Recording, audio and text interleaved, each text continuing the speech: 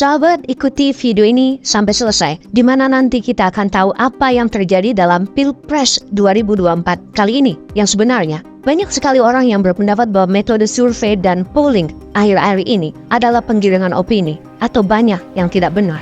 Maaf, Anda berbahaya kalau cara pemikirannya di generalis seperti itu. Data survei sangat kita butuhkan, di mana tentunya syarat datanya benar dan valid dengan metode yang benar, dengan manusia yang profesional, dan juga dilakukan di tempat yang tepat. Hasil survei itu penting di setiap pengambilan keputusan. Kita memerlukan data yang benar dan harus ada metode agar dapat data yang tepat, setepat mungkin, seakurat mungkin, untuk bisa membaca pasar, membaca keinginan kelompok, membaca wilayah, membaca tren, dan sehubungan dengan hal itu, banyak yang bisa mendapatkan polling atau hasil survei yang memang tepat dengan apa yang terjadi di masyarakat. Di sisi lain, kita kalau ingin sukses usahanya, sukses karir profesionalnya, sukses di pilkada, sukses di pilpres, dan sukses sebagai anggota parlemen, maka data lapangan kekinian adalah segalanya. Real data adalah segalanya. Misalnya, Pak Jokowi itu di meja kerjanya, data itu setiap hari ada,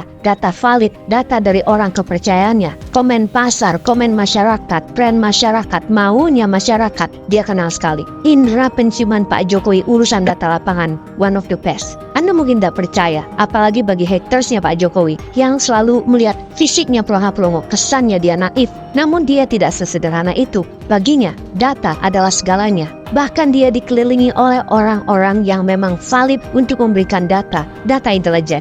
Mana yang terbanyak dia ikuti. Dia bukan pembangun opini, dia ahli penunggang ombak. Riding the wave, itu Pak Jokowi masternya. Jadi kita lanjut buka rahasia sukses 02. Bagaimana? Selain menggunakan TikTok, tidak membalas bulian, mengkomunikasikan program yang mudah dipahami anak kelas 6 SD, maka strategi 02 lainnya adalah menggunakan serangan kampanye yang tepat di kelompok yang tepat. Kelompok mana saja itu?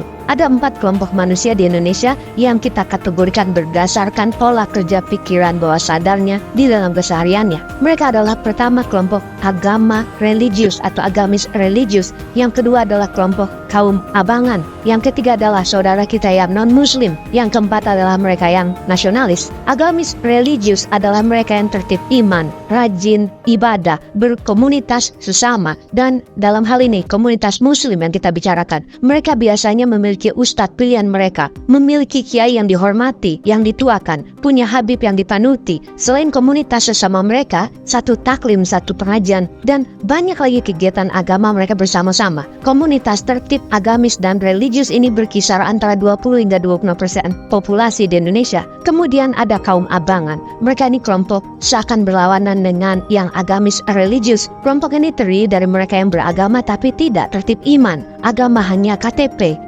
Kristen gak ke gereja, ramainya hanya di Natalan dan di Tahun Baru. KTP Islam tapi gak sholat, gak ke masjid, munculnya hanya di Lebaran pakai busana muslim. Juga mereka yang perennialis, yang oneness, yang bertuhan tapi tak beragama, mereka yang agnostik. Juga komunitas tradisional seperti kepercayaan, wiwitan, kejawen, agama tradisional, Dayak, Badui, kaum universalis, perennialis, dan lain sejenisnya. Komunitas ini diperkirakan antara 25-27% populasi di Indonesia. Kemudian ada non-muslim yang diperkirakan juga antara 20 hingga 23% populasinya. Lalu ada kaum nasionalis, mereka yang sekuler yang memisahkan antara agama dengan pemerintahan. Kelompok nasionalis sekuler merupakan kelompok yang memandang bahwa negara Indonesia tidak bisa didasari oleh agama. Terpisah, agama adalah hak individu. Negara harus mengayomi hak individu. Negara di atas hak individu. Komunitas ini sekitar 20-25% populasi. Jadi kalau kita membahas data hasil real count KPU yang saat ini sudah 80%-an suara yang masuk,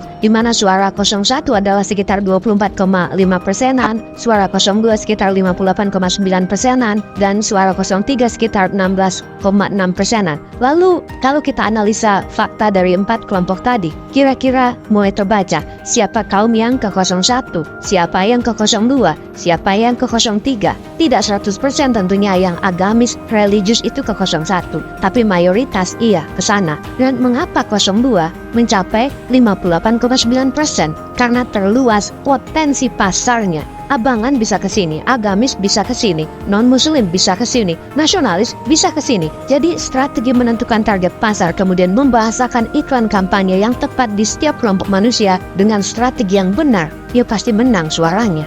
Jadi sahabat, bagaimana ke depan kita benahi lagi agar 2029 tahun politik berikutnya yang berkompetisi adalah yang terbaik versus yang terbaik.